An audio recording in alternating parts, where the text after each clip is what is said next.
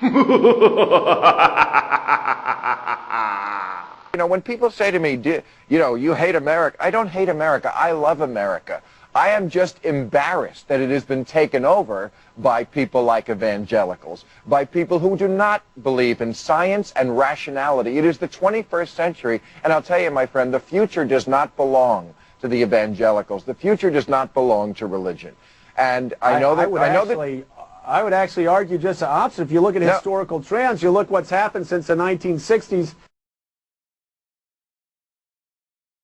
You think if there was a fairy tale about a man who lived inside of a whale and it was religion that Jack built the beanstalk today, you would know the difference? Why do you believe in one fairy tale and not the other? Just because adults told you it was true and they scared you into believing it at pain of death, at pain of burning into hell.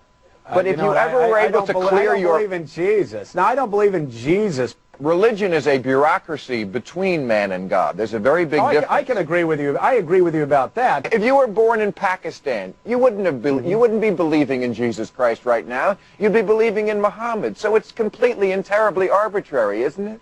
You would have been told another fairy tale when you were a child, and you'd believe that. Bill Maher has become an angry, bitter guy. He's a repressed, typical Republican. You know, I'm sure just terribly sexually repressed, and it comes out in all other sorts of hatred and vile and bile. You know, bitter. Why would I be bitter? First of all, our side won. Their side is in a wilderness like they've never been before. In the Bible, in 1 Samuel, it says, God says, "Go and smite Amalek and utterly destroy all that they have and spare them not.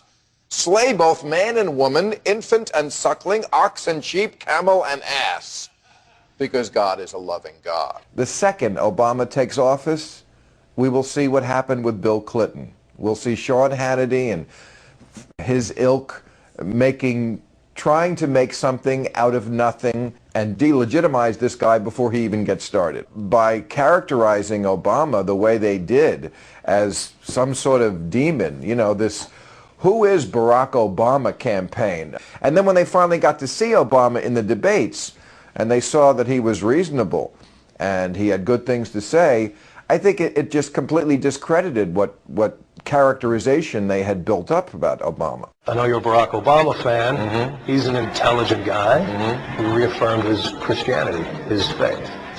I can only hope he's lying. The election, yeah, I mean, I think the fact that Sarah Palin, somebody who believes in the Bible literally, is in a position to become the second most powerful person in this country is amazingly frightening. And we've had 8 years of a faith-based administration, and look where that got us. And I don't think it's coincidence that we're in the mess we are in.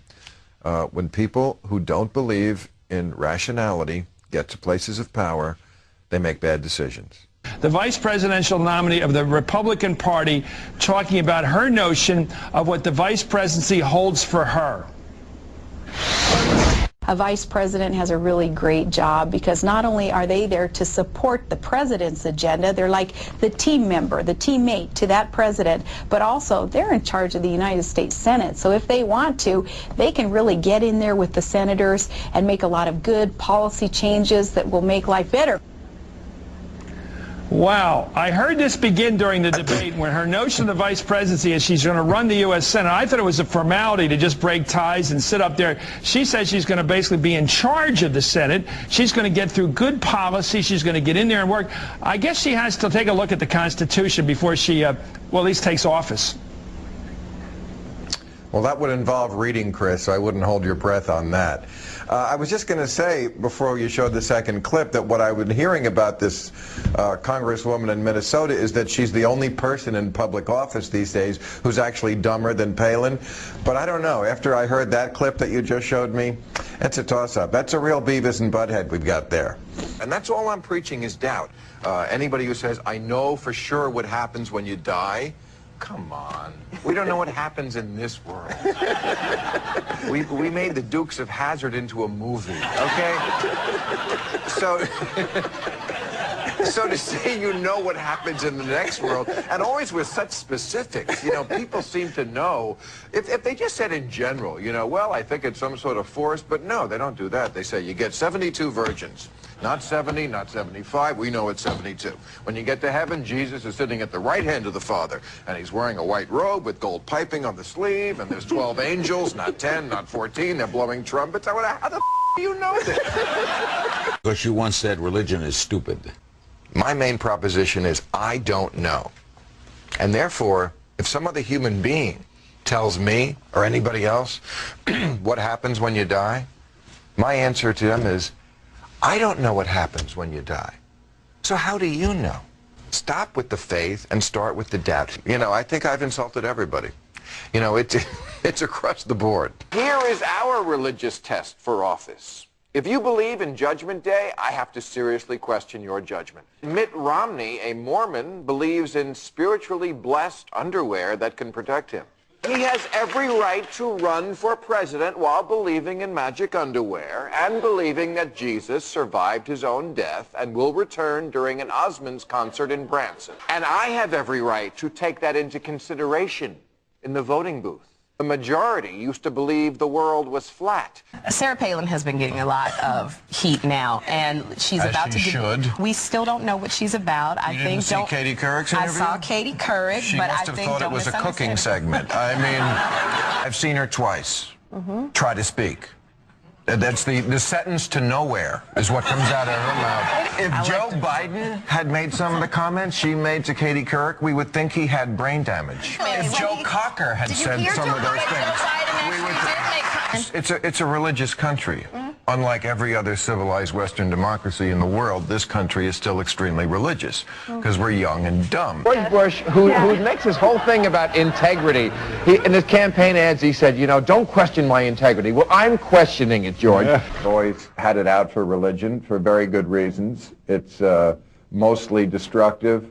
It's extremely dangerous. It warps people's thinking. That the Bush administration has 150 graduates of Pat Robertson's law school. That's right, Pat Robertson, the man who believes that hurricanes are caused by gay people. Monica Goodling, who was a very high official in the Justice Department. She was 33 years old, and she was given the job of evaluating all of the U.S. attorneys, all people who are older than her, with more experience, who really know what they're doing. She and her boss, Alberto Gonzales, and his boss, George Bush, belong to the same cult. Yes, it's the same cult. You are an atheist? I am, yeah. And what do you think of the fact that it seems to be a movement that's gaining credibility as of late? I think it's about fucking time. Well, you saw people who have had 8 years of basically being told nothing other than love Jesus and you'll be fine, 9/11 and Jesus. And I think they're finally starting to come out of that and realizing, wait a minute, maybe if he's wrong about this, maybe this is in fact fundamentally wrong. 60% of the American people believe the Noah's Ark story literally. They believed a man lived to 900 years old and collected, you're nodding, you believe that? I absolutely do. And did not collect Social Security.